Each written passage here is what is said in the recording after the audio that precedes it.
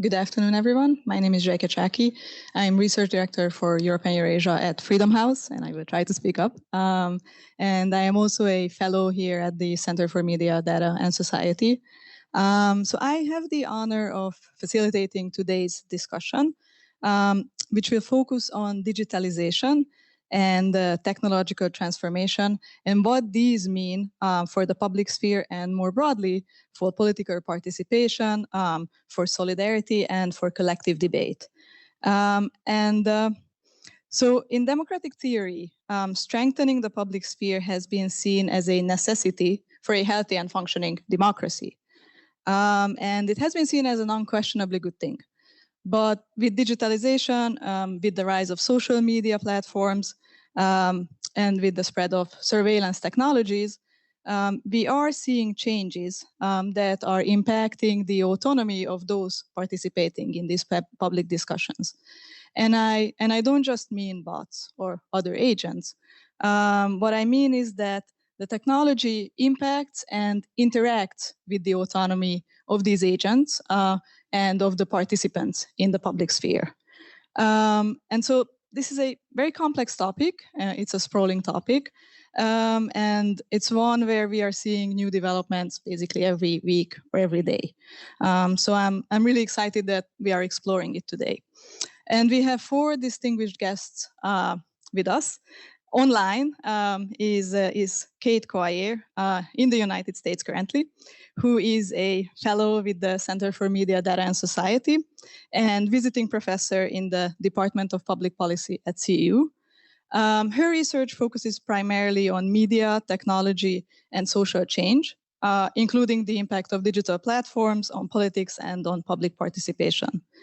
Then Balazs Vedres is associate professor at CEU at the Department of Network and Data Science and Sociology.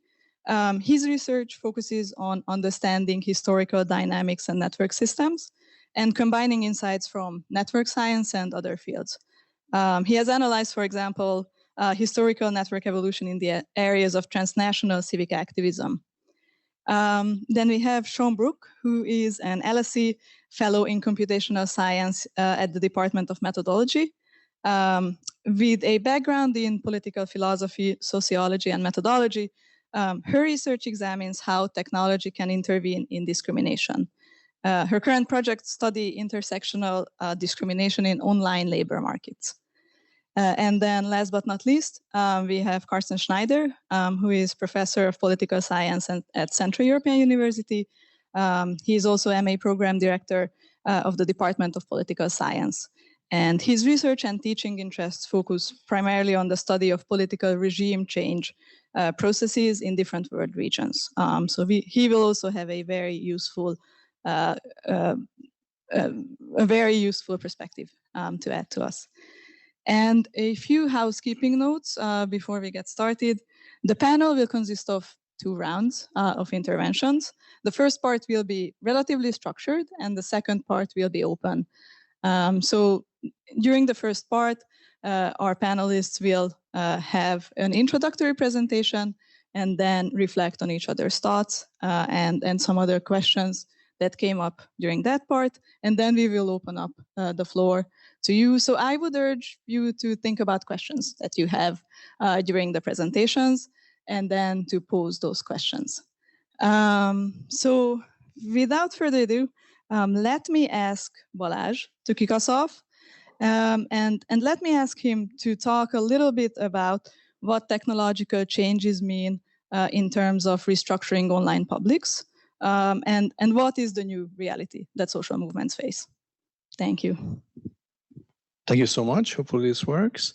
Thank you, everyone. Thank you for the invitation. I started with a puzzling experience. I was engaged with supervising students with fascinating skills and amazing data analytic projects, reading theses with fantastic results. And there was just one sentence at the beginning of the methodology section, which said, the data analyzed contained 257,000 posts from bots in this public discussion, which I excluded, thrown away, made up 40% of the data.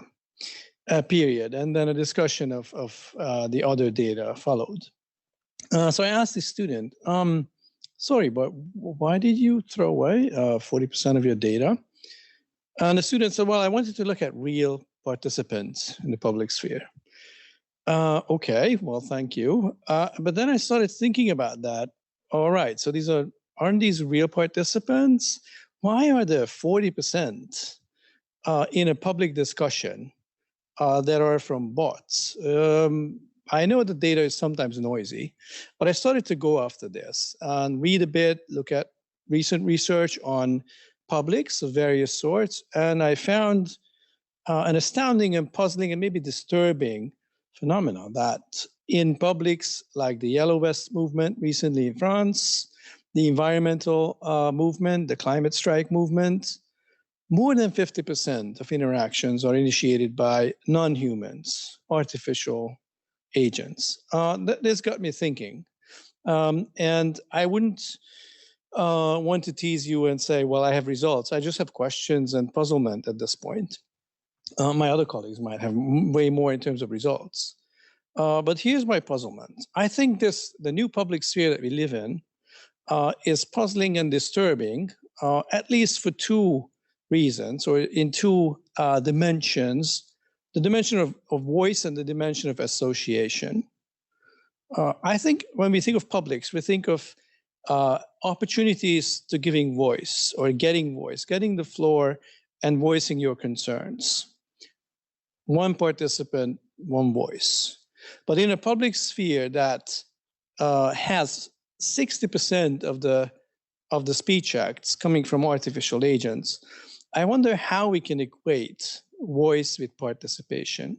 Whose voice is that? Whose voice is getting amplified, distorted, oppressed, crowded out in noise? And who is behind those artificial agents? They don't just decide on themselves, at least not yet, bots and algorithms to participate in the public sphere. Now, immediately at this point, I was puzzled and wanted to clarify, well, just what kind of bots are we talking about? When we talk about algorithms in the public sphere, we talk about a whole range of phenomena washed together under one concept of algorithms. Well, when we look at social media, the algorithms that I would be most concerned with would be human-like capacity algorithms that occupy accounts that were invented or initially introduced for humans with the conception of one account for one human. So algorithms that occupy accounts like that and behave with human-like capacities would be something that I would be most likely to look at. There are other algorithms. The whole social media as a platform is governed by algorithms. Your attention, the way you see things, the way you don't see things is governed by algorithms that are baked into the platform. But participants that are themselves algorithms occupying places that humans could also occupy would be the most interesting here.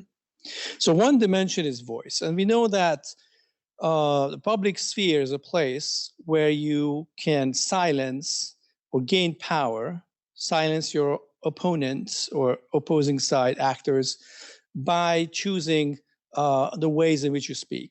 I have just published a paper on this recently in Poetics, showing that the way you choose how you speak and when you speak and how you connect frames in your discourse can crowd out and silence the other side.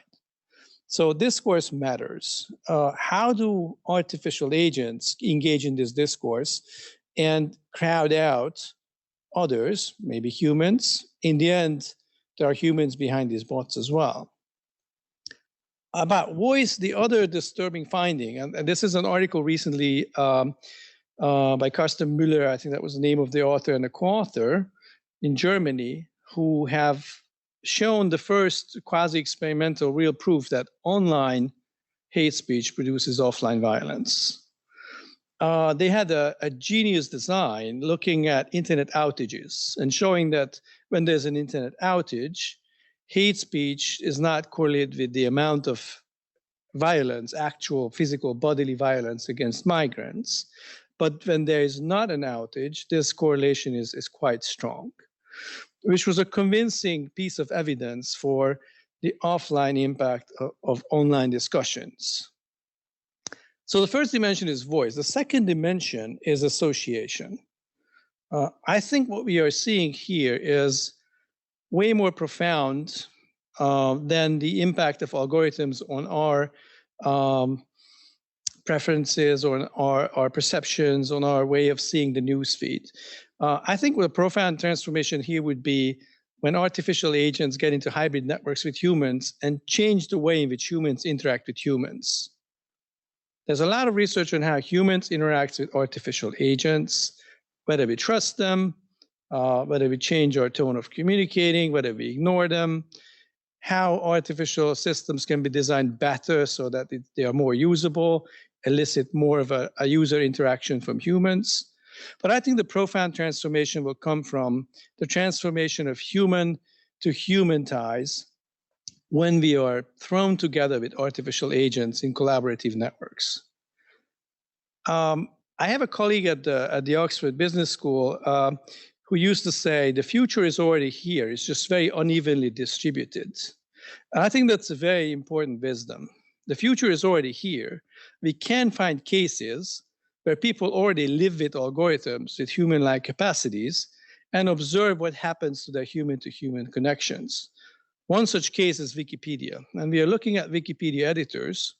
On Wikipedia, you can launch a bot and own it, and the bot can do things that are now quite close to what humans can do. They can not only correct typos, but they can start pages, create pages, change whole categories of Wikipedia pages. On this environment, we have collected data already, and what we have found is that if you introduce a bot, your human collaborations will suffer, and they suffer in a durable way. Both the probability of losing your important collaborators or weakening the strength of your collaborative ties to other humans are profoundly impacted. This is not about how humans relate to bots. This is how humans relate to humans when there are bots in hybrid networks. And I think in publics, this will be the fundamental transformation. For the first time in about 60 million years, we have social environments and sociability, social connections that are not governed by 60 million years of evolution. If you look at the vast studies, the area of animal social networks, all the way to about, of course, primates, but also large mammals, dolphins as well, behave in ways that are fundamentally the same as we behave in social situations. How we reciprocate, how our strong ties overlap, how stronger ties mean a bigger overlap of neighborhoods and networks. Those are all the same in social animals. For the first time, we will throw in actors in networks who do not have this heritage. Bots do not follow these instincts and rules. So there is, I think, a fundamental transformation that awaits us in public spheres. And maybe I stop here. Thank you. Thank you, Balazs. Very, very interesting insights, and also very disturbing, I should say. So we are staying with online activities as well as online forums and exploring this dark underbelly a little bit more. So I would like to turn to Sian now to talk about the impact of anonymous forums and conspiracy theories on political culture. Great. Thank you for such a wonderful introduction. And I really hope you forgive me for reading off my laptop today. So in considering the topic of this panel, I reflected on what the public sphere means in the context of my own research. As we've covered, my work largely focuses on gender on anonymous platforms, and I examine a broad range of topics, including how we evaluate knowledge and how identity is presented in memes and joking and various forms of multimedia. Such anonymous internet sites are often framed as open meritocracies, focusing on how they remove identity markers and facilitate direct democracy in open forums that hasn't largely been considered possible in modern society. And considering such traditional notions of democracy, we often think about how we can foster debates, discussions which encompass a wide breadth of opinion and a range of interactions. A significant portion of the public sphere is constituted in this way, in every conversation in which private persons come together to form a wider public. Online, these people can meet in exceptional numbers without facing geographical and logistic barriers. However, we have built boundaries between the online and the offline world in how we value political communication in these spaces. The offline we largely consider to be public, fit for engagement and legitimate discussions which are more serious. The online has then been more closely aligned with the private sphere. They have been trivialized and dismissed from serious political discourse until recently. In the last 5 years, though, more serious academic attention has been paid to these online discourses. This interest has been aligned with the rise in popularity of the alt-right movement, which is characterized by its usage of social media and the popular support for the former President Donald Trump in the United States. Whilst we must be careful with sweeping statements and attaching changes in communication and democracy to singular events, there is a large consensus amongst researchers that there is a high degree of disinformation, misinformation, and propaganda in online spheres. However, it is unclear to what extent such disinformation has on political attitudes and therefore the effect it has on political outcomes. The conventional wisdom and initial highlighting of disinformation has not come from within academia, but rather from investigative journalists, and some of the earliest work even came from BuzzFeed in November 2016. In considering democracy, the advent of communication technologies has meant that the academy needs to react faster than ever before or risk being left behind. When discussing the speed of political information online, we should consider the intent beyond sharing information that is agreed to be untrue. Whilst misinformation is false information that one spreads because we believe it to be true, disinformation is false information that we spread when we know it to be false. That it is with the explicit intention to deceive. I wish here to discuss disinformation in the context of contemporary politics, particularly with the ongoing COVID-19 pandemic. A singular piece of information, say on the side effects of COVID vaccines, can begin as misinformation, but can quickly spread as disinformation and can be spread by individuals who both earnestly believe it to be true and individuals who intend to deceive. When considering threats to democracy, it is easy to discount information that is spread online or mock anti-vaxxers. But how democracies address disinformation is an urgent political issue, even though it is not a new one. While it did not appear in English dictionaries until the 1930s, the concept of disinformation actually dates back to the 1880s. And disinformation is not a new threat to democratic expression or a new political agent. It has merely been exacerbated by the internet. And to provide an example of this, I'm sure we're all familiar with the theory that was popularized by Donald Trump that refers to COVID-19 as the China virus, developed as a tool of biological warfare. But this exact and very specific rhetoric is not a new threat to democracy. In the 1980s, the Soviet Union, via the KGB, planted the idea in international newspapers that the United States had invented HIV as a tool of biological warfare. According to the USA, the Soviet Union used the campaign to undermine the United States' credibility, foster anti-Americanism, and isolate America from abroad, a sentiment which I'm sure seems familiar to us today. Like COVID-19 disinformation, the published report on HIV that the KGB orchestrated was attributed to an anonymous and well-respected scientist working from inside the Pentagon. In times of such political and public health crises as the Cold War or the COVID-19 pandemic, such disinformation can be deadly. Disinformation, however, is not always as simple as an international blame game. It can involve very specific nuances and references to obscure forums, even taking the form of jokes and internet memes. The peculiarity of internet culture and its wide reach can mean that it leads to grand political consequences, which have their origins in trivial and easily dismissed jokes. Like disinformation, conspiracies and jokes can go viral online, spreading at a rate that it was simply not possible before. Keeping with the theme of American politics, which generally dominates online discussions, there is a simple drawing of a frog that has scarred American politics. This frog is named Pepe. Now, Pepe began a life as an anthropomorphic frog in an online comic known as the Boys Club, which was started at the dawn of the modern internet way back in 2005. 5 years later, Pepe was incredibly popular across a variety of mainstream social media sites. But frustrated that their niche icon had gone viral into the mainstream, the original fans of Pepe wanted to make the frog untouchable by normal users of the internet, by normies engaged in conversations. So, in 2010, the frog image was appropriated by white supremacists as a symbol of the alt-right movement. This frog became anti-Semitic, often accompanied with images of swastikas and racist slurs. Rather than deterring its usage, Pepe carried this new message of white supremacy into the mainstream of social media sites. These images went from 4chan to Twitter to being tweeted by presidential candidates and even being declared a hate symbol by the Anti-Defamation League.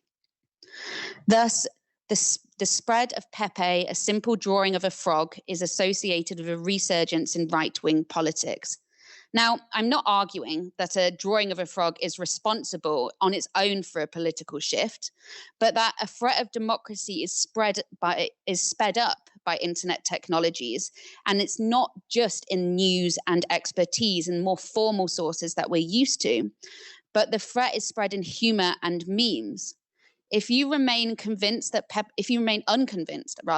Pepe could play such a powerful role in threatening established Western democracies, then I would like to point to the events of January 2021, when Trump supporters denied the result of a democratic process and stormed the Capitol. Visible under the bright red of Make America Great Again hats was a green, bulbous form of frog masks. What began as an internet joke nearly interrupted electoral processes of one of the world's largest and arguably most powerful democracies. The threat of disinformation and conspiracy theory did not begin in 2016, and nor did it end with the riots in 2021. It's continued to pose a tangible threat to democratic societies, dividing the public sphere at a time when public trust can save lives. Beginning where Pepe left off, old conspiracies have been repopularized by the QAnon movement, particularly the notion of an all-powerful, secret global conspiracy that renders what democracy we currently possess an illusion. The joke becomes lost on me, the jokes of Pepe and the jokes of QAnon, as senators and prominent politicians publicly support such conspiracies and their associated prejudices. The lines between disinformation and internet jokes is blurred by going viral, but what is evident is their impact on people and politics. Ultimately, such disinformation is not a feature of the internet. It is a feature of societies. The internet has merely extended the reach and the international popularity. It is a vector for quick and efficient transmission. How democracies can address disinformation, and if we can and should regulate the internet, is a question that I believe should be at the center of democratic studies. Thank you. Thank you so much, Sian. I especially appreciate the fact that you highlighted that disinformation is not new. What is new is how it can spread right now, how fast it can spread. So we are zooming out a little bit, but staying with the dark theme for now. So I would like to go to Carsten, because we haven't really discussed what new technologies mean for countries that are not democracies, for autocracies. And so I would like to hear a little bit about what this transformation means for autocracies, especially for those that rely on the abuse of public space for regime legitimacy. Has it impacted, and will it impact that function?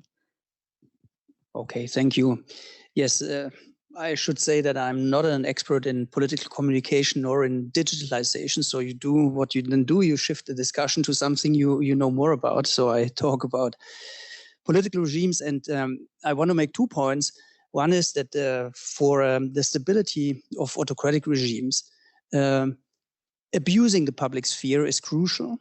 And the second point I want to make is sort of provocative and and playing a bit the devil's advocate, it's really not just the digital public sphere, and it's also the non-digital, and probably even remains at least as important, if not more. So the literature on authoritarian or autocratic survival, and I have a broad definition of what an autocracy is, says there are 3 pillars on which this rests: repression, co-optation, and legitimation. The first 2 pillars is, old school autocrats. You beat people up, you pay some of the others off, and legitimation is something that is sort of a recent phenomenon, and new autocracies who, after fascism and communism being out of fashion, sort of needed to invent or reinvent their story. Why is it that they are governing? So I go through these 3 pillars and see how the abuse of the public sphere is crucial. And I will distinguish between the content of the abuse and the form. So repression. Repression, according to the literature, comes in 2 forms: hard and soft. Hard repression is you put people into jail, you beat them up, you kill them, you make them disappear. Whereas soft repression is you make them lose their job, you deny access to material needs, you do character assassination. And by the way, just choose your own autocrat and see if they tick the boxes. I think most do. So what is the role of the abuse of the public sphere here? In several ways. So you do not report on instances of hard repression. You just deny that they exist. Or if you report on them, you depict them as just, and you need to do this. And it's sort of a warning sign to everybody else who tries to oppose the ruler. So next to you in line, and look how brutal we can be. So both approaches exist. You can, and that's more the sort of the soft repression, is you economically or legally kill critical media. You boycott by not placing commercials, or you withdraw licenses, and these kind of things. Now, the second pillar of autocratic stability is co-optation. It comes in 2 forms as well. There's formal and informal co-optation. Formal co-optation, with an eye already on the public sphere, is you buy up media outlets either directly or by pretending they are run by independent business people when in fact they are not. You create your own media empire. Just think of Russia today, or even closer to us, media empires that are created with a lot of costs. And this, by the way, will be my point. Why are they doing this if it's all bots and so on? It's not. You need to have TV, radio, and newspaper. So this is the second point I want to make. The informal co-optation is you make friends with influential media owners, journalists. You maybe even set up your own media school. You create your own journalists, and you set up troll farms. So all this, the role of the public, abuse of the public sphere, the role in co-optation is you need to make sure that you have message control. So you have to suppress critical reports, and the opportunity, you have to have the opportunity to create your own uncontested narrative. Third and last pillar of autocratic stability is performance, is legitimation, and it comes in 2 forms. You can legitimate your rule either based on performance and or an ideology. Performance-based would be, you create economic growth, you have internal and external security. The role of public sphere is you have to create the image that you are doing all this. Contrary to facts, maybe, you have to claim that your economy is growing, you are more secure here than you are abroad, and your borders must be protected with violence. Actually, the more violence, the better, because the more you protect actually your citizens. And any evidence to the contrary, to you achieving these performance, you must sort of blame on external circumstances, often evil-minded enemies of the people from abroad.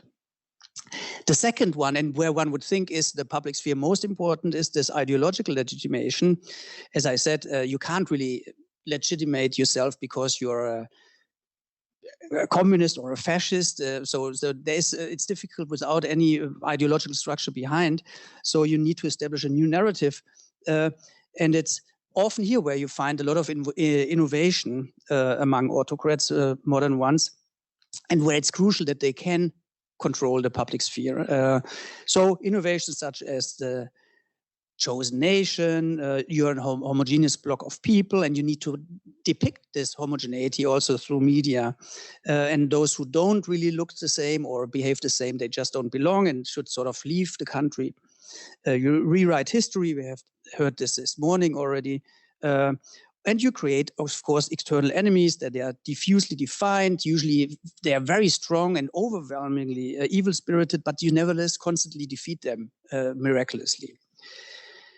So these are the three pillars. And the point which was underlying that I want to make the second point, apart from saying that the public sphere is crucial for autocrats, they need to abuse it. There cannot be a non-abused public sphere in autocracies, is how they do it. And I mean, this is all fascinating what I hear in discussions with people who know much more about the digital sphere. And it's absolutely clear that the scale, the speed, and the precision of targeting, of individualized messaging is unprecedented. So it's almost like an atomic bomb in the hands of people who abuse this. So autocrats today know more details about each of us, about more people, and they can reach out faster with really low cost relatively. So all this is taken for granted. They use bots, spy software, troll farms, social media data, illegal or legally obtained. Nobody can question that. What I want to say, sort of to stimulate the discussion, is this does not mean that the digital or non-digital media is of less relevance and importance. It's two thought experiments. If today the internet went offline, would we think that now choose your dictator again, that this regime would end in the next month or in the next half year without internet? I know Balazs would say yes, I would say no. And the second thought experiment or question we should ask, why is it then, as I mentioned already, that billions are spent in capturing print media and especially local media?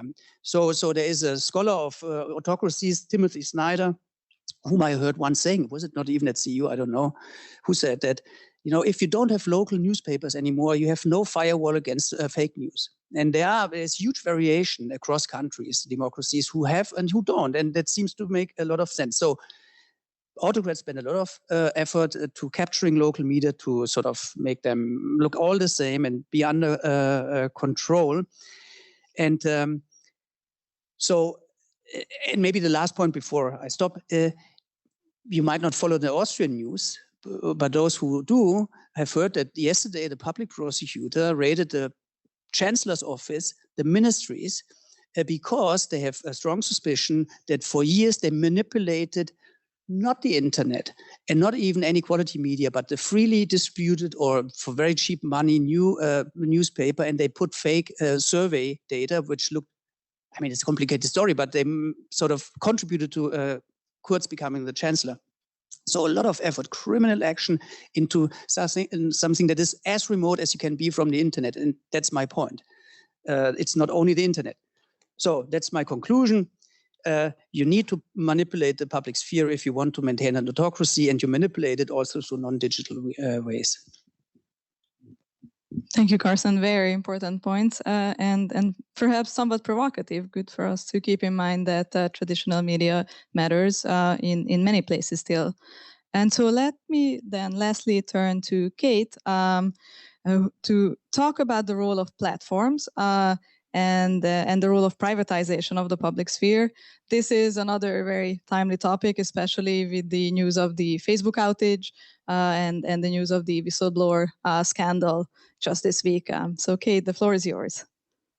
Thank you very much. And I just want to also just extend a thank you to the Democracy Institute for this kind invitation. And as you mentioned, I've been a part of the University Center for Media, Data, and Society for some years now in different capacities. And I'm very glad that we're now a part of the Democracy Institute and very excited for all that is to come. And I suppose it's this reason that I'm especially sorry that I can't be there in person. I'm in the US this semester, and as you probably know, we're not doing so great with the whole pandemic thing, which actually sort of segues into the focus of my introductory remarks. So what I want to talk about, as mentioned, are the ways in which this ever-increasing concentration of power over information and communication in the hands of digital platforms and internet companies is indicative of these broader concerns over both the privatization of the internet and of the public sphere itself. And I'll come back to that in a minute, but just, following on with the headlines, this week, as you're likely familiar with, a former Facebook employee and whistleblower, Frances Haugen, testified before the US Senate, offering evidence and backed by a treasure trove of internal documents and research that the company had hid from the public, and maybe even more noteworthy, refused to act on internally. And she provided a clear and detailed glimpse inside of the notoriously secretive company, saying that Facebook harms children and kind of demonstrating with evidence how Facebook harms children, sows division and undermines democracy in pursuit of kind of breakneck growth and astronomical profits, as she was putting it. And one of the things that she studied at Facebook was how the social network's algorithm amplified misinformation and was exploited by foreign adversaries. So very much on point of some of the things we've been talking about here. And this follows a recent Wall Street Journal investigation in which she was a core anonymous source for, detailing Facebook's kind of insatiable quest for user data and their obsession with keeping users engaged on the platform, and how that in and of itself, which is its core business model, takes priority over the public interest, even in the face of evidence as to the way it harms people. And for our discussion here, again, as we talk about the increasing role of social media platforms in our in the public sphere, how this plays out. And one example that really stood out for me, and I'll draw a little bit more on the US later, and I think we have here, but one example that stands out from the evidence provided is the extent to which Facebook employees had warned senior managers about abuses in developing countries in the global South, only to have their concerns ignored. And the examples are striking. Things like, and I'm quoting here from the Wall Street Journal, users posting videos of murders, incitements to violence, government threats against pro-democracy campaigners, and advertisements for human trafficking. These are all things that are explicitly disallowed in Facebook's terms of service. A former executive characterized these things in internal documents as simply the cost of doing business. So let's talk about this business model. And much of the focus on social media harm has been about the content, and that's fair because there's some pretty bad stuff out there. But what I want to argue and position is that it's tech companies' surveillance-based business models that are at the core responsible for this distorting of the public sphere, and maybe among the greater threats to our democracy. And of course, the main objective of companies is to generate profits. But if we just kind of break down a little bit of how that's done, by keeping users engaged on their platform so they can show us more ads, and by doing so, collect more data that's used to further refine targeting in kind of an endlessly iterative process. And the result is not some kind of benign model of ad-based revenue generation, but a really invasive data collection practices and kind of non-transparent black box of algorithmic systems. And it's this business model of continuously accruing data, micro-targeting advertising, and in particular, a lot of evidence to how that's harmed vulnerable people and used against minorities and people of color, and algorithmic systems that drive the reach of a message by targeting it to people who are most likely to share it. And so that kind of has this outsized influence. And so even if the original bit of disinformation is from a bot or a troll, the system is built to reward that kind of content so that it's more frequently shared to those likely to support it. Again, that kind of iterative system. And it's these micro-targeted advertising models and kind of opaque algorithmic systems supporting them that are at the root cause of their failure to curb the flow of disinformation, to curb the flow of extremism, to deal with bots etc., because the algorithms reward engagement.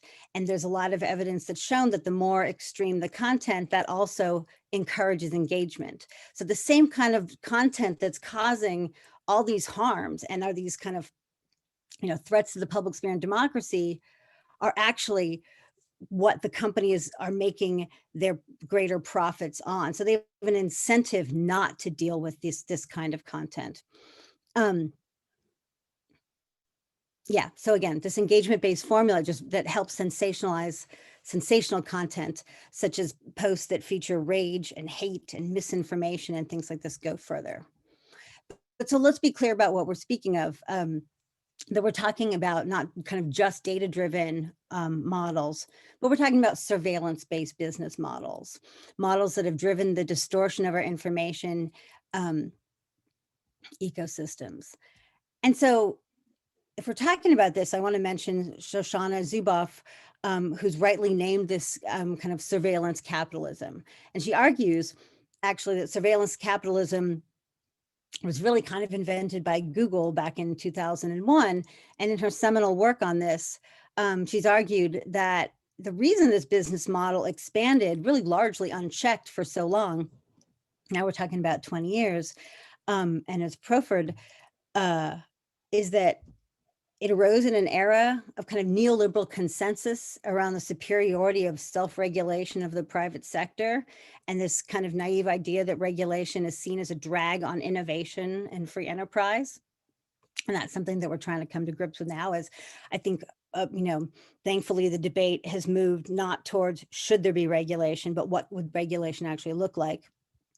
And perhaps Europe leading the way on that. And the second key figure that she mentions, I think is really important, is the impact of 9/11, of September 11th. So there were some privacy initiatives being considered in the US, but after September 11th, the state level focus was really on kind of as she calls it, total information awareness, with Western governments, far more disposed to nurture surveillance capacities of the private sector. And I guess as well as a kind of prevailing notion of a kind of techno euphoria, as well as the opaque nature of the technology itself, making it harder for people to kind of understand and engage with, especially people that maybe traditionally had worked on media regulation and freedom of the press, freedom of speech kind of issues.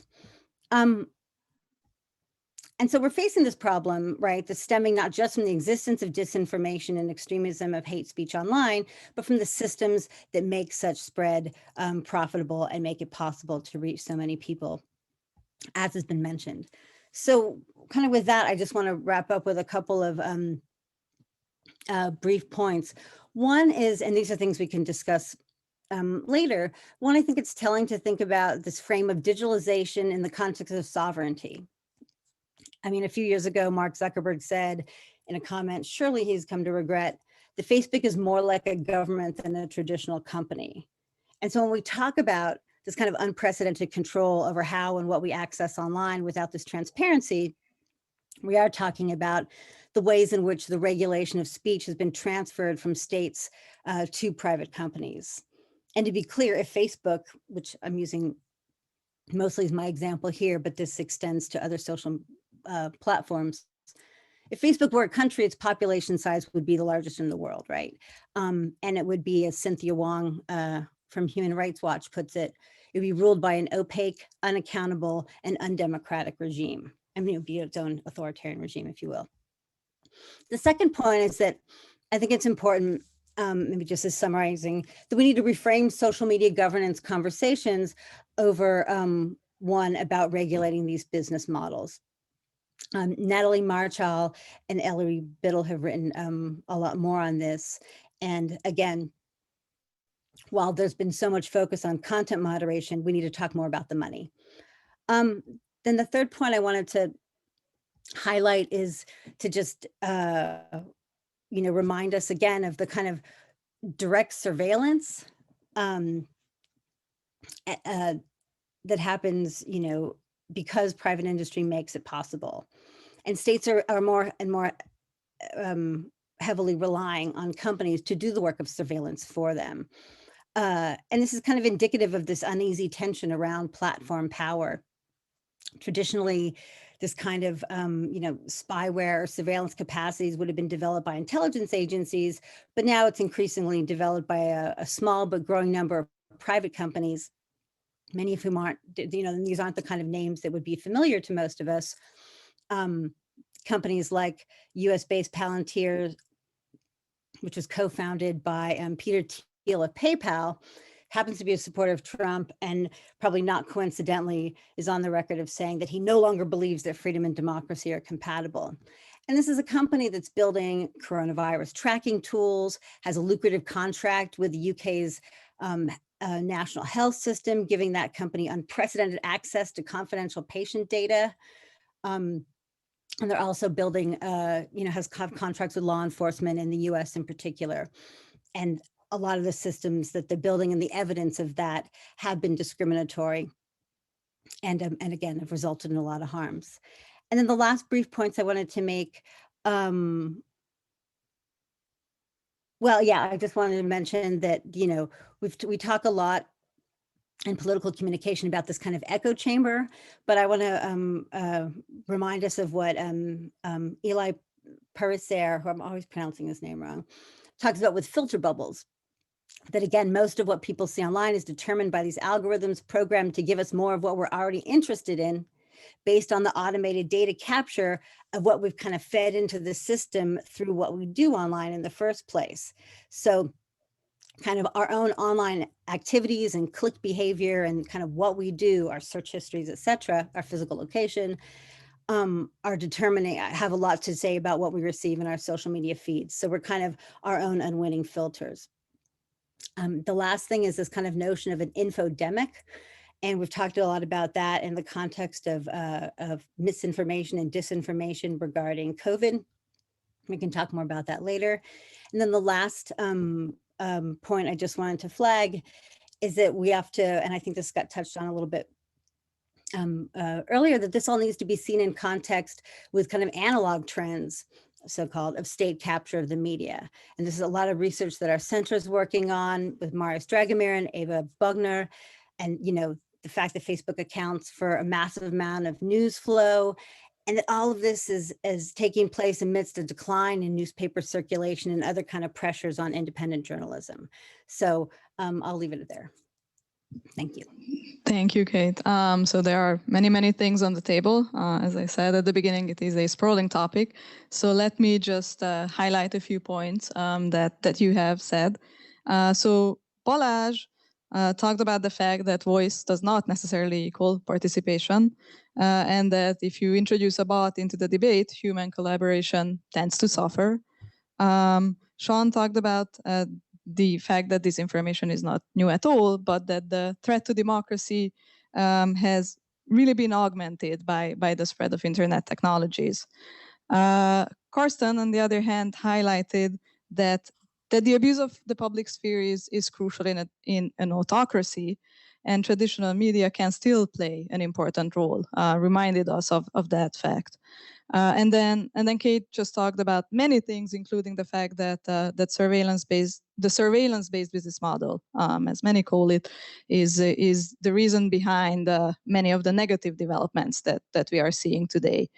And so we all seem to paint a pretty dark picture. But at the same time, well, as you said, that the future is here.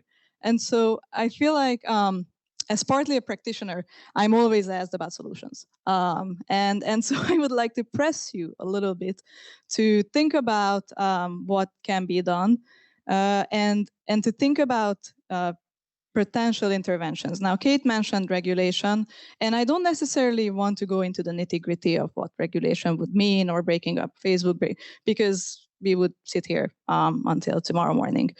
But just about the framework, whether you think that the state should be the main actor here, or whether you think that there is a role for civic participants, there's a role that citizens can play. And also just reflect on where you think potential future inflection points could be coming. Even if that future is here, it's uneven and it's not here for everyone. So anyone can start, and Kate, I will try to make sure that maybe you can raise your hand on Zoom if you or physically So anyone can jump in. Go reverse order now. Oh, great. Well, yes. Then I would just ask you to keep it relatively short so we have some time for questions as well. So then, yes, Kate, the floor is yours.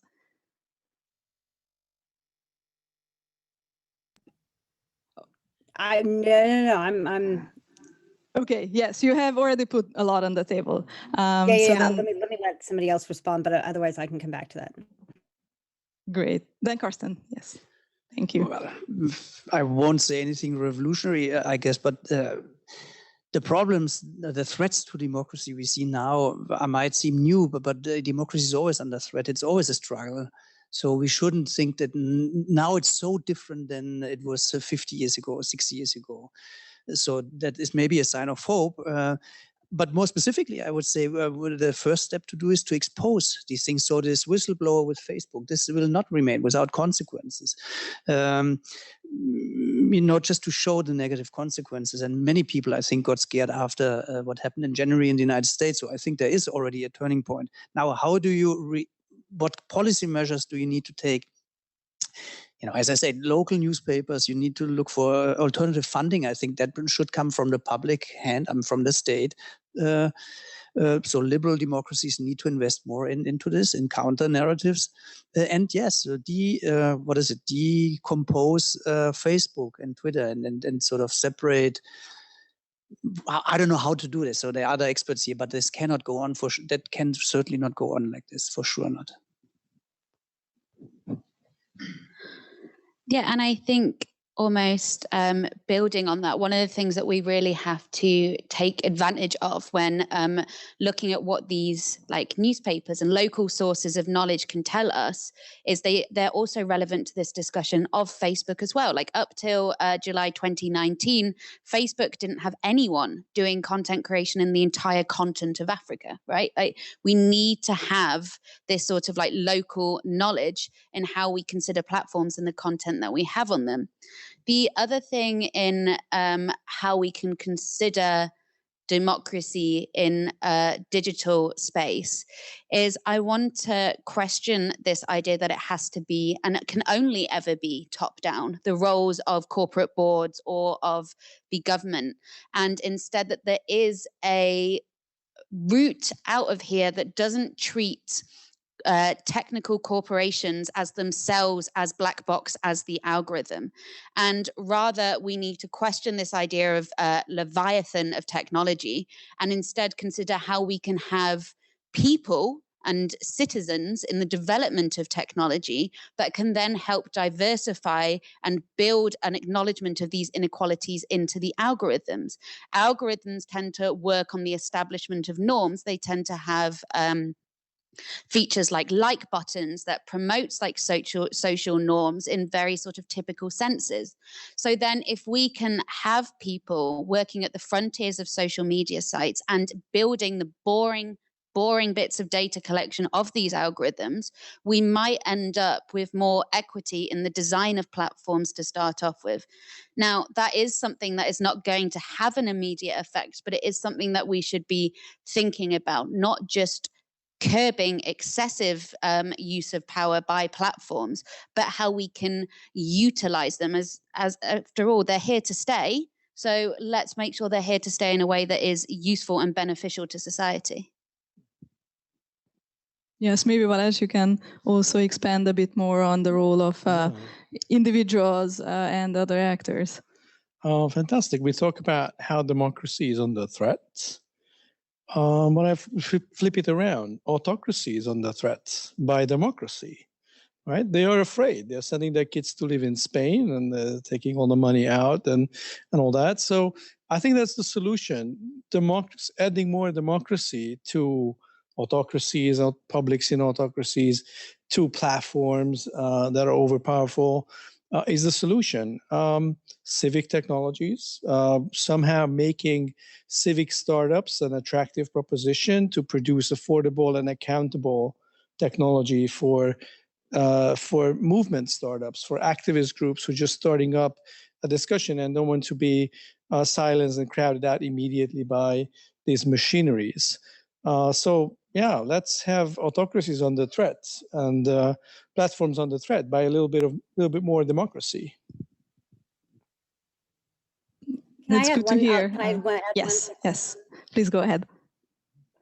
Sorry, and I figured it was easier to, and to build on that, and I would say, as evidenced in my talk, regulation, yes, and we can discuss the details later.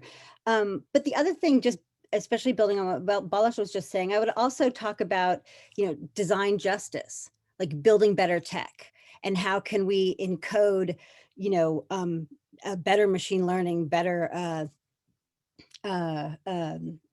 automation and kind of algorithmic decision making, and are the ways that the role of design and both kind of challenging the inequalities built into the system, and I think I'm just saying this all two different ways, kind of building better tech. And I also would add on that we do need to, and I'm guilty of this myself, of being willing to embrace new platforms and not feel like we're stuck on, it has to be Facebook and Google, and Twitter forever. Like, they haven't been here that long.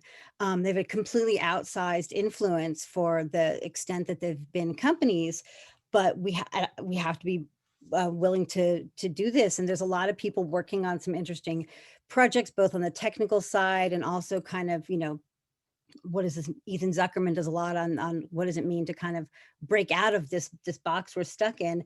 And I would say that the far right has actually been probably better at doing that than so-called liberal society, in the sense of the popularity of sites like Gab.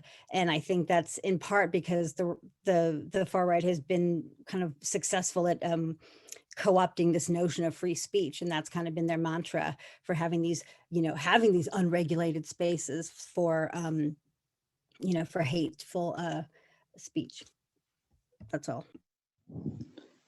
Yes, so building better tech is certainly something that is necessary and sounds great, but I want to just go back to the business model a little bit and push you a little bit more on that, because Kate, you mentioned the business model itself, and a few years ago, maybe 1 or 2 years ago, there was this idea that that the public service model can be perhaps extended to the internet, that you can build it in a way in which is similar to the BBC and others. Is that a utopia? Do you believe that can be done in any way? Have we fully discarded that? And perhaps Kate, you can start, and then others can weigh in. I mean, the short answer is yes. And I absolutely think that's key. Phil Napoli is somebody that's written quite extensively on this, and the kind of notion, like, why can't we, not just having public service obligations on the internet, but actually having public service models that aren't relying on the same kind of business models. And the other thing I would say, without getting too much into the weeds on this notion of regulation, because when we talk about it, again, I'm not even talking about regulating at the state level content, but going back to the point you began about the business models, but things like regulating or banning micro-targeting. There's a lot of very specific kinds of things that we have regulation that deals with advertising in all kinds of ways in most democratic societies.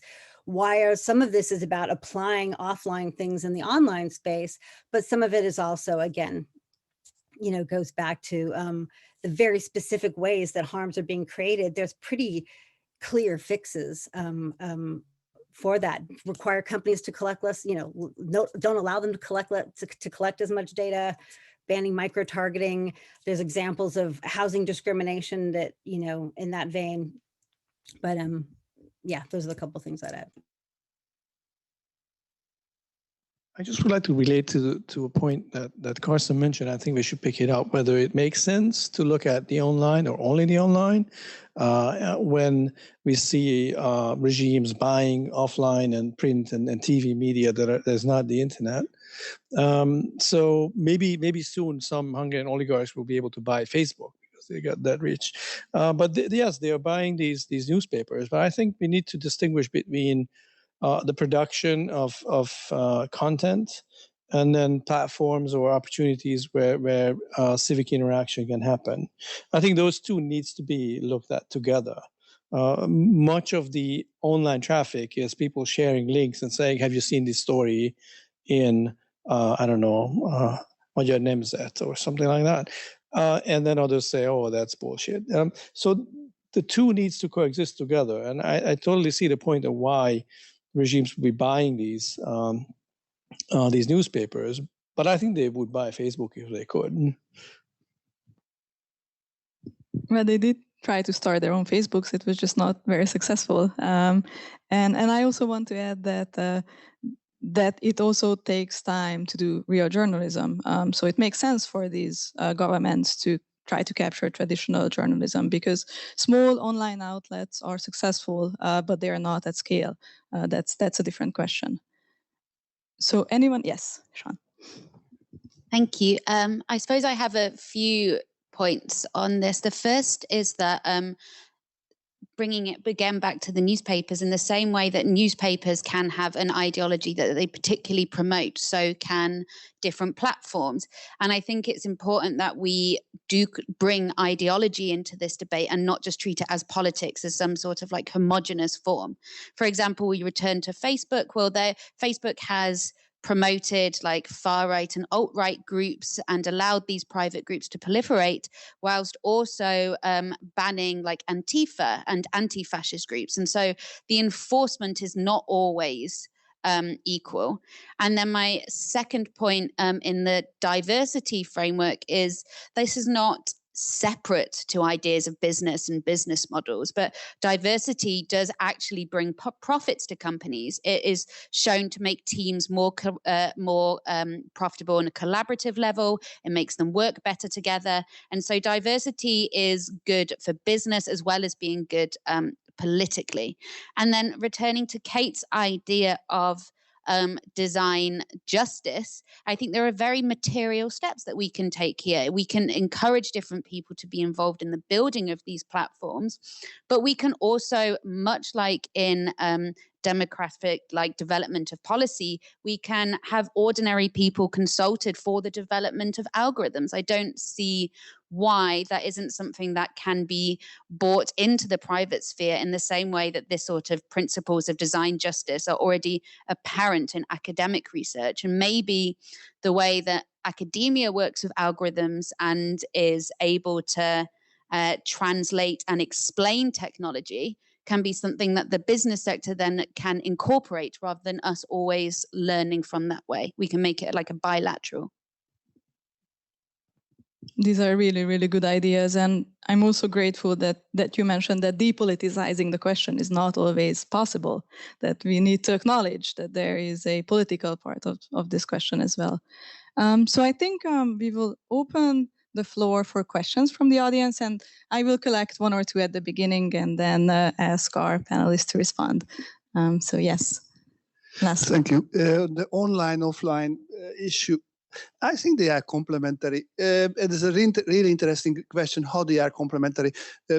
Balazs is smiling because I think 15 or 16 years ago we wrote something together on online-offline activism, how this is linked, and they are pretty much interlinked. But from the perspective of the public sphere, my hunch, I don't know, you might know that better, so this is more a question, is that there might be a distribution of functions in the two spheres. So one might be politically very important for fragmenting, for micromanagement, for creating bubbles, separating different groups and targeting them very inefficient way.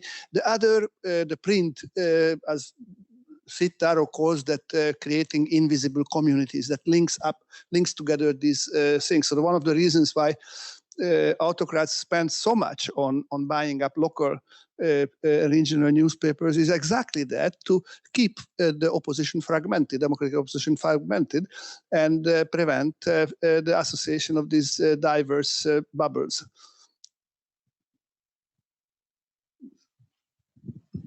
Thank you. Any additional questions at this point? Yes, please. Thank you for this fascinating panel. My question is specifically for Balazs, but others might have opinions about this. So you mentioned that the future is here. And I'm curious to hear more about that future. Okay, so how would you see it in 10 years? And could you picture a world in which bots play a positive role in enhancing social interaction? Could there be a world in which your student, instead of discarding those 40%, would say that actually is the heart of social interaction there? Thank you so much. One additional question? If not, then Balazs, maybe you can start, and then others can respond on the online, offline. And Kate, please let us know if you want to jump in. Thank you. I think these both are very fascinating questions, and maybe start from the second and then go backwards. The future is already here, but the second part is also important. It's very unevenly distributed. There are places where we see extremely elaborate practices and communities around hybrid networks, and Wikipedia is like that. So maybe we can learn from that. Wikipedia has a large part of it devoted to grievances about bots. And you can go there and say, your bot undid something on my page that is so dear to me, and I really don't like it. I think you should change your bot. And there's a discussion that starts. It might end by banning that bot and kind of taking the license away from that bot. So such public discussions about these technologies and devices of the public sphere, I think, are really important. And that goes back to Laszlo's question.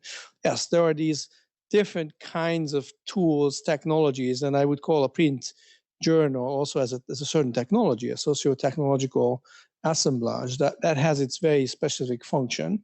And we will always have these together, and they have their roles. And we need to innovate in a way that they're not against us, but rather help democratic deliberation. Yeah, so I would like to challenge this distinction of online and offline. I think in the way that when we're talking about print media and when we're talking about newspapers, we don't talk about print and offline. And yet most of the criticisms that we have of the internet, we are linking to print media. And so I don't think that this sort of conception of these as separate and distinct spaces, and if anything, having Kate beamed into this room right now should prove this point, that the offline and online aren't always these tangible spheres, and rather I propose that we lean on one theory which refers to a augmented reality. And this is how ideas that we have of people, these notions, these reference points are altered by what we see in online spaces. And that changes how we can interact with people then offline. This is something that we're used to in terms of thinking of like print media and how it can affect body image. And with these Facebook testimonies, they brought up the same thing, like body dysmorphia in young women that was brought about by targeted advertising. So why is one an online and offline divide when it's online, and then it is offline only when we're considering it to be printed advertisements? And so I also would like to think about how the internet can then radicalize stereotypes, assumptions of identity, and presumptions that we make about others, to refer back to the first panel of the day. And I think that this is a very important part of communication, and to think of the internet as being bilateral in terms of how the offline and online think about each other in a way which is the same way that television has, which is the same way that print has. It's just a continuing form of communication that changes how we process and think of society. Yes. Maybe just in a small defense in my obviously simplifying and provocative statement that it's the offline. The citizen I was thinking of is 65 years old, lives in the countryside and doesn't have internet. And this is a large vote share. The other thing I thought is that, well, now this old person as opposed to young, but what does old mean in a world that changes so fast? I mean, how many in the room think that they are up and top notch in the digital sphere because they have a Facebook account? And nobody's using that anymore if you're younger than 30. So also the fragmentation of the digital sphere that we haven't really talked about. Yes, so but you put it in much nicer words, and I think my point would be, in fact, we should look at all worlds that are about communication and about that the future is already here. This is a seminar here with Gabor Simonovic I taught, and we read texts on this micro-targeting. And I thought this is sort of something very specific to the United States, but it turns out, for instance, that in the German elections right now, the Free Democrats, you might like them or not, but they're certainly not autocrats and so on, but they could show, and this was shown by a German comedian who, Jan Böhmermann, if you, so he sort of is also now an investigative journalist, it seems, how they would, to one group of potential voters, say that they would raise the carbon tax, and to the others, they would say exactly the opposite. Without being punished, because nobody would know one or the other, unless you sort of have planted agents in this Facebook or whatever they do it and could reveal this. So that's quite scary, and there is the future too. And I come back to what I said before, what can we do against it? You have to expose. This is really embarrassing to them, and I think they will not do it again because they were exposed now. And not to mention that the most recent Facebook revelations also included the fact that European political parties earlier complained that they have to take more extremist positions to reach people on Facebook. Kate. Well, I mean, I guess I would just, support what we're talking about in this context of this significance. I guess I don't want to get stuck in the online versus kind of offline, because in some contexts, when it comes to regulation, I use examples of, implementing kind of offline norms and standards in an online kind of world. And I think it is important that, we distinguish the kind of fluidity of how people are actually experiencing news and information, and I've noticed this with students. And one of the first things I'll ask in one of my classes on politics and technology is kind of where do they get their news from? And they'll say Facebook, Twitter, but they're not saying the BBC, Deutsche Welle, CNN, what have you. They're naming the platform, the space in which they're accessing those stories, but they're not actually naming the kind of source of journalism or the site of acts of journalism where that's taking place.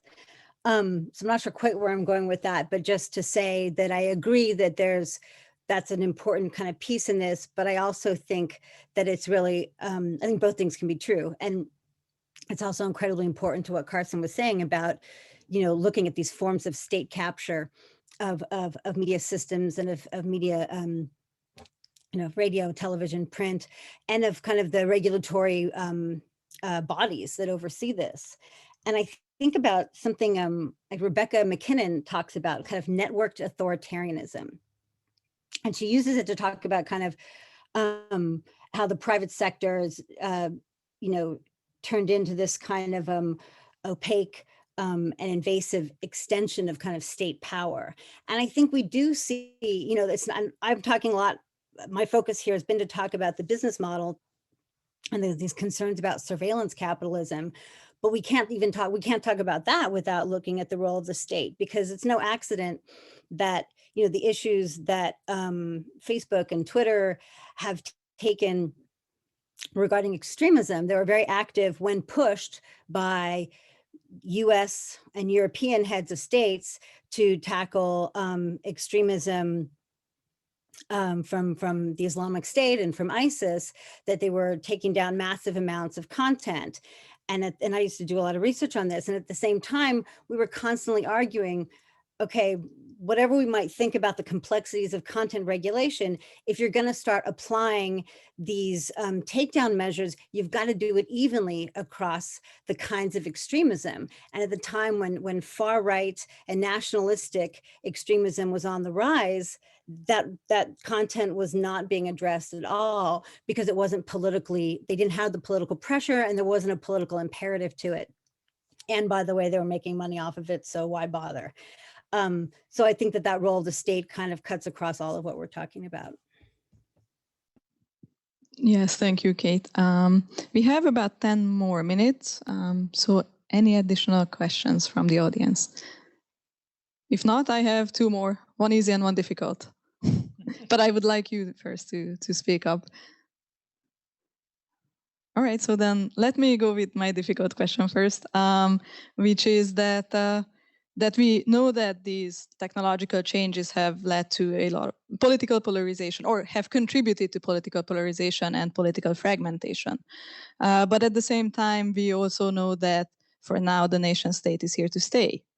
It's an increasingly geopolitical environment, which is not a term that I like, but that's the reality. And so I wonder what this means, what these technological changes mean for identity creation, for this national or civic identity in the near future.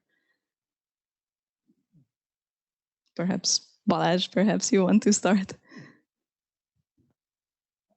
I think that's a difficult question, and I think there's no easy answer for that. Maybe we go both ways. We go transnational and local directions, hopefully, to see more localized content and localized democracy, as Carsten was alluding to. Maybe that's the solution, embrace local journalism, and maybe strengthen the transnational ties. As Laszlo mentioned, we have looked at transnational civic activism and technology and deeper kind of integration through projects helps build activist and movement ties that span nation-state boundaries, and they can recognize shared grievances and strategic goals that transnationally become even more powerful. So you're hoping for a future where citizens also have national and transnational connections and can use both of those. Yeah, maybe combining the very local with the very transnational, as bypassing the national level polity that can and will always be dominated easily by the traditional national parties and maybe autocratic systems. Sian, yes. Yeah. So I think there's really two sort of levels to this. And I think that the first one is that it has had the advantage of bringing incredibly local politics in a larger global conversation, specifically around identity politics. And I think one of the glaring examples of modern examples that we're missing in this discussion is of BLM, of Black Lives Matter, of having this 1 2-minute footage of George Floyd and how that sparked international protests.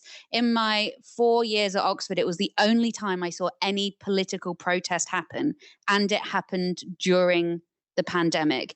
And then that brought attention then back to the local again, and we then had protests around the Cecil Rhodes statue. And so we had like this very local thing that happened very far away. It then became this broad issue, and it then became specialized back again in the local context. In Bristol as well, in the UK, in the tearing down of statues and these very sort of specific reckonings with local politics and history that was relevant to the Black Lives Matter movement. I also think it then expands interest outside of a Western context as well. So it also reinvigorated interest in the Israeli-Palestine conflict, and it got a lot of younger people talking about it. And so I think that when we're talking about how news can spread and how we do get our news from Twitter, that this is not always a negative thing, and it can mean that we get this more like raw connection with the politics that is actually going on, and thus doesn't get filtered and sanitized always through news outlets. And yes, this might be more shocking to us, but sometimes we need that shock, right? We need to be able to go past the national boundaries. And then I think the other point is with identity politics is it can also have a negative slant. You have movements like BLM, which can unite people, but then you also have movements associated with, say, like feminism, like incel movements, which we then can see in like Plymouth in the UK, and we can see in like Florida in the US, and we can see how this wider sort of right-wing toxicity can then also become local, as well as these progressive movements. So I think the internet and the context of surveillance capitalism really enshrines this individualization of politics, which then allows us to see identity politics in our everyday life, both negatively and positively. Oh, yeah. So I fully agree that with this technology that will not go away, global events can localize. So I don't know, there is some racist attacks in the city because somebody else did something at the other end of the world. But in the inverse, some local events can become global movements. That's why, so the nation state in the middle is sort of seems like threatened. And that's why I think all national governments have a strong interest, autocrats and non-autocrats, to sort of have a say in this. What I don't, I mean, your question was about identity. Is not identity much more a deeper and long-term process than responding to an event by participating in election, in demonstrations, or to become even member of some organization? So identity will still be formed at the national level through means like education, history, books, and so on and so forth. I think this will not disappear. One last thing, what I think when I sort of image, and this is just as a citizen, when I go back to the home village where I grew up, and then am amazed how they use this technology to organize whatnot, driving service for the elderly who don't have anybody to bring them to the doctor, or my old football club sort of who run a Facebook page and keep everybody informed, or so local initiatives. And this sort of, I think, gives me also some hope. And that I would mean by localized community. And Kate, do you want to chime in on that? Sure, I'll just add 2 very brief points. I mean, one, the only thing I would just add to the discussion about identity is I would go back to Stuart Hall and who talks about modes of identification, right? Like we don't have one singular identity, and those change and shift. And I think the online space has been really great for people to be able to connect with those different, you know, with our different modes of identification. The other thing I just wanted to add is that, you know, social networking is a really amazing, phenomenal, and powerful tool, right? I mean, the problem with Facebook isn't social networking. The problem with Facebook is Facebook. So yeah, I'll leave it on that little zippy. That's a great soundbite. And so That's actually, what I was looking for. Sorry. Yes. In the morning here. Thank you. So if we don't have any additional questions, actually, Sean answered my last question partly because I wanted to ask about the positive aspects that we really haven't highlighted that much when social media and when the internet acts as a driver for social change. So if any of you want to add something on that, we can end on that, or otherwise I think Kate's last point is a very good way to end the discussion. So if no other questions, then thank you so much. It was a very interesting discussion, and I hope that we will be able to come up with some solutions based on this as well in the future. Thank you, everyone.